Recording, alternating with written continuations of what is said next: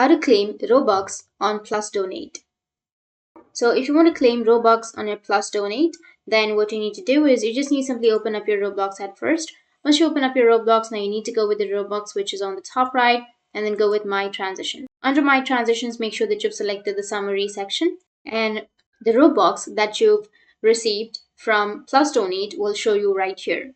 You'll have an option of pending Robux, which means you've received the Robux for free, and it might take around 5 days to show you the Robux on your pending Robux. Or you can also claim Robux from your games. So if you're inside a game and you will receive some gifts, right? So you just need simply go with the gifts, and you will have a meal shaped icon on the top right of that gift.